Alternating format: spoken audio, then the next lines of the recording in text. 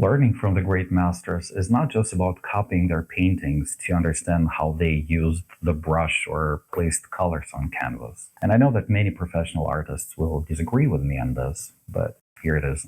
I said it anyway. Master copies are good, but only when you're a teenager or in your 20s. When you are over a certain age, and let's be honest about it, if you're anything like me, first, you don't have the time just to sit there and copy somebody's paintings. And second, you don't want to copy anyone because you don't want to be them. You want to be you. So master copies, they are not just about copying the technique. They are more about immersing ourselves into the painting. And I will show you how it works. By the end of this video, you will know the questions you have to ask yourself so that your art is not just technically perfect and emotionally dead, but so that it speaks and sings and is alive and has a meaning, not just for you, but for everybody else who sees this painting. It's not going to be an art history lesson, boring, but it's going to be an exercise, not for your hands though, but for your head and for your heart, which is more important, right? When I say all this, you're probably still looking at this painting. I tell you, don't, because it will have an effect on you don't expect, like it had on me. This is exactly what the painter Bronzino wanted you to do. He wanted you not just to be captivated by it, he wanted you to be sucked in by this painting. And it works. It worked. It worked back then in Florence 1569, and it works now. It worked on everybody. Young, old men, women, educated, uneducated, and it worked on me too. An artist in Amsterdam 500 years later. Unbelievable. How did this painter achieve this? Recently, I went to Florence, the city that formed me as an artist. And I went to this Basilica di San Lorenzo, not just to see this painting, but also to tell you my story with this painting. The Martyrdom of St. Florence, Basilica di San Lorenzo, Florence, Italy, 1569. This is the year when Bronzino finished this work. He started 1565 when he was 62. Not a young man. He was already very celebrated, very famous in Italy, and he was the court painter for one of the richest families in Europe, Medici family, for the Cosimo I. When you enter the church, Basilica di San Lorenzo, and you go to that left wall, you see this huge painting, and your first reaction will be, wow, that's big. My first reaction was, this is so huge, and it's just too much, because there are really too many figures and everything's in motion. And right in the middle, there's a man, a saint, who is supposed to be grilled alive, but he doesn't seem to care. Very strange. But there is something I want us to understand, that paintings like this, they were not made to be looked at.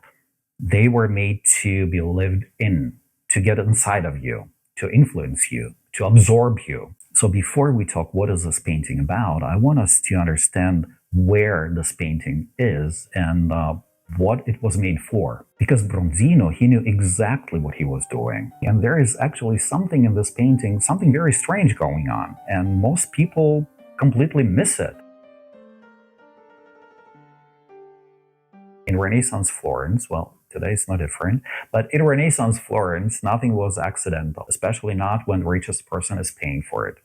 Cosimo I de' Medici.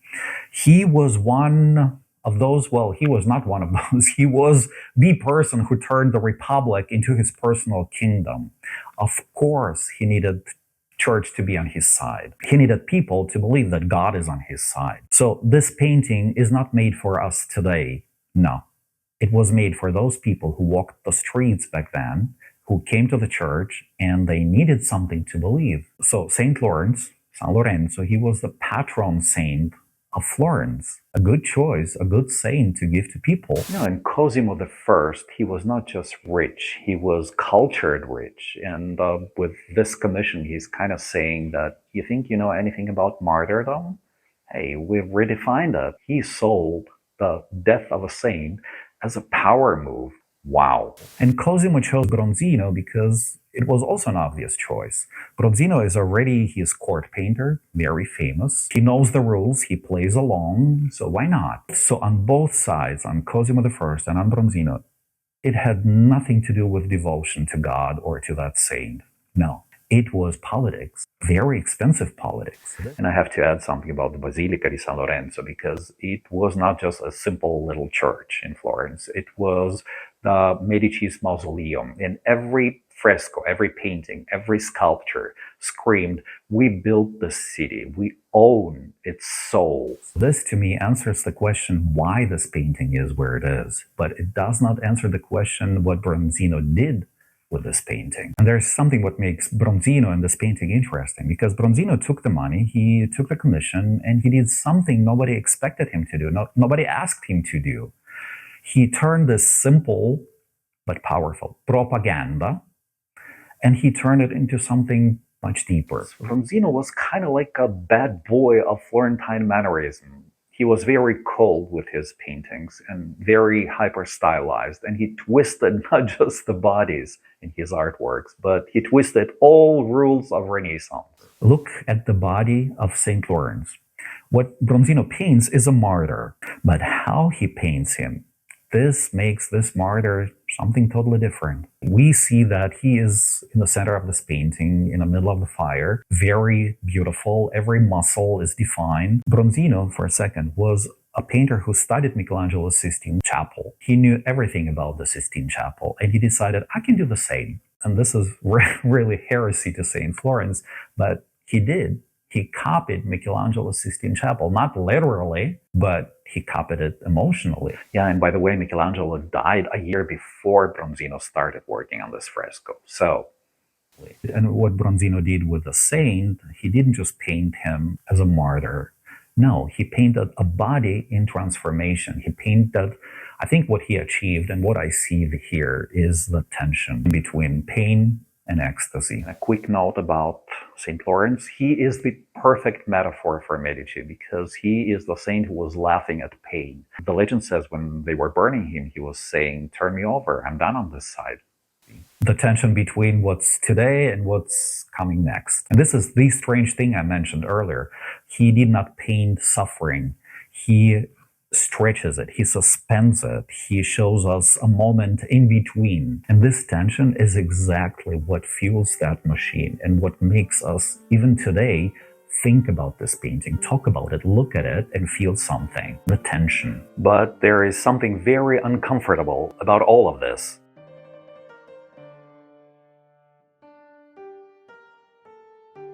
We love thinking about Renaissance and Baroque like it was the golden age for all artists.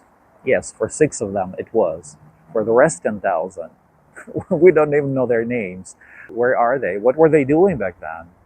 They were working in bottegas, in workshops of those great masters, and they were doing the dirty job, making the famous famous. They were grounding pigments, stretching canvases, painting backgrounds, and they're gone. Like the teacher of Bronzino, Pontormo, I think he is even greater than Bronzino himself. For the last 11 years of his life, he was working on a painting in the same church, Basilica di San Lorenzo, right next to where Bronzino would work later. He was keeping a diary. No, he was not writing about the painting process, well, a bit, but mostly he would write about how he felt, about the weather, and about his bowel movements. So strange was he. Very talented, though. Then somebody called that painting heresy, and they tore it down. It's gone. Yes, we do have sketches that Pontormo made for that painting, but that's all we have. Bronzino and the other 6, they survived not just because they were so incredibly talented. Yes, they were talented, but mostly they survived because they had rich patrons like Bronzino and Cosimo and the Medici family. They had commissions. Most of them were court painters for a second, and they were lucky. So today, when we're standing in front of a painting like this, we are not seeing what was created. We're seeing what survived. Yeah, and the rest is under our feet. Yeah, and if you're an artist, this whole thing of survivorship, this will make you uncomfortable. But anyway, there is one more thing you should know about this fresco, and nobody really talks about it. And it's about Bronzino himself. He was gay. This is a known fact. Everybody in the Medici court knew it, the whole Florence knew it, but nobody did nothing to prevent him from painting this beautiful painting in the main church of Florence. Bronzino had a relationship with a younger artist, his student, Alessandro Allori, and Bronzino adopted him basically. He trained him, he made him also a famous artist. I think it was very complicated, but it is very real. And he snuck himself into this painting very masterfully. We can see him, his teacher Pontormo, and his student Allori. It's like he's saying, yeah, I don't know who you are, but I'm here. And I'm eternal. Do whatever, I'm still here. And I'm saying this not to condemn him or to praise him. No. Because I believe that no matter the condition, no matter the time, no matter the money, no matter what you're doing, if you're an artist, you're leaving something from you in the artwork you're making. And that's the power of art. You can say whatever you want without saying it. So what's your secret? What story only you can tell? And I'm not going to tell you that this fresco is a queer-coded manifesto, although some people call it gay sauna today. Yeah, and the forbidden vibe that you can get from this painting, you stand there, you look at it, and you think, is it sacred or is it vulgar? Am I supposed to cry, laugh, or get excited? And you stand there and you feel that tension, literally. I don't know. Maybe it is queer-coded manifesto. Nobody knows, but we know for a fact that a man, a painter, Bronzino, spends the last years of his life painting dozens of male figures in very strange poses, in a state of ecstasy and agony and pain, and this is so powerful. You know, the interesting thing about art in general is that it's always full of secrets, like this fresco by Bronzino. Cosimo I, he was thinking he's getting a saint to support his idea of power, but instead, he got a spa, a sauna, hidden in plain sight. Yeah, and I will go further with this. Bronzino was gay, but was Cosimo gay as well? I have to show you this.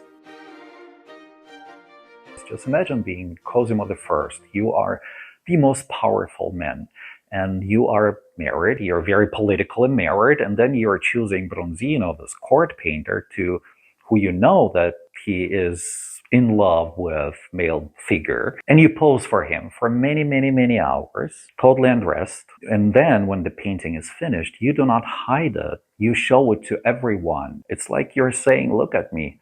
I'm here and I'm beautiful. Was it just for the love of art? In the Renaissance, art was the only place where you could be yourself.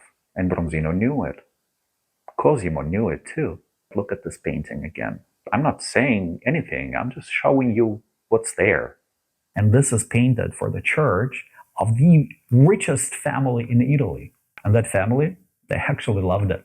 Make of that what you will, but just saying. And I like this fresco so much, not because it explains everything and resolves everything. No, it doesn't. In the contrary, it leaves questions unanswered. But I like it because it's so complicated. It's not simple.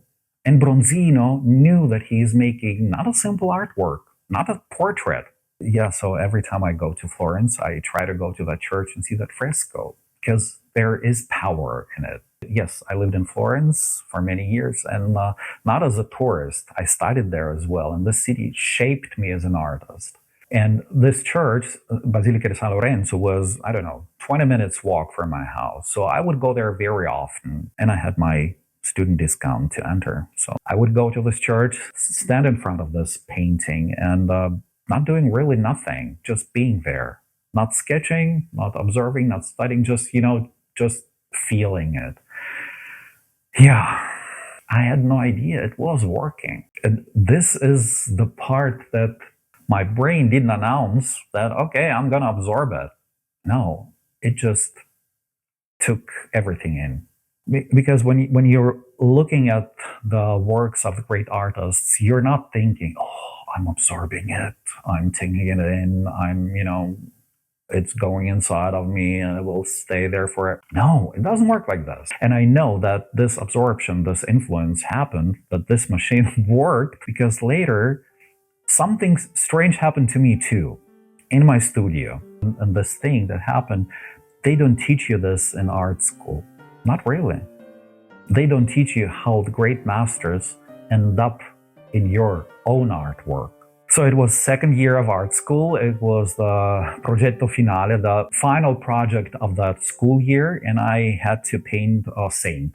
So I picked some saint, I don't even remember who it was, and I was trying everything and nothing was working. I was very frustrated, and at one moment I just started throwing paint on my canvas. Kind of stupid for an artist trained in Baroque technique, but green, red, black, yellow, everything, I was trying to ruin it. And, it was not the first time I ruined a painting, my own. But then I kind of stepped back. We do step back to see better. And at one point, I just thought, oh, there is something. It was not, I could not even put it in words, but I had this feeling that there is something in this mess on my canvas right now. And then all questions came, what am I painting? What is it? Why am I doing this? When I finish this painting, where will it be? Well, what story will it tell? But the real question was, this is my painting, but where am I in this painting? Yeah. And then I noticed something really strange. Yeah, I don't know how to explain it. I could not put it in words, but I had this feeling that I suddenly see fire around him. It might be St. Lawrence. Now I know that this is the Bronzino machine that absorbed me, and I absorbed that painting by repetition, by standing constantly in front of it and just, looking at it. And this painting was so deep in my head and in my heart that it came through without me even wishing. And this happens not because I was copying his brush strokes. No, I was just standing there doing nothing, just looking at his painting. 500 years later, and it worked. And yes, now I see that to me, it's the same head, the same pose, the same passion, the same tension between something and something, between pain and ecstasy, between today and whatever comes next. I have this moment, I have this tension in my painting. And this is the most important thing for me. I didn't copy, I didn't even reference it. I was not even thinking about it. So the great art does not ask for your attention or permission to be absorbed. When you look at it, it's being absorbed. And this is exactly what I meant in the very beginning of this video, that learning from the great masters is not copying them, it's absorbing them. All those great paintings of great artists, we do not copy them, but somehow they get inside of our head, our heart, and they stay on the walls of our hearts and of our minds. We don't even notice them there, but one day we pick up a brush and we start doing something and wow, there it is. Their art is speaking through us. This is the best copying ever. That's the feeling I want us to have when we work on something. I hope I'm not the only one who feels this way, and I want all of us to have this experience. Bronzino knew what he was doing. Do we? Yeah, my name is Dimitri Ross. I'm a figurative artist in Amsterdam. And I will see you next time. Ciao, ciao. The martyrdom, what a word, really. In the beninging, it sounds like it. The martyrdom. So, Basilica di San Lorenzo.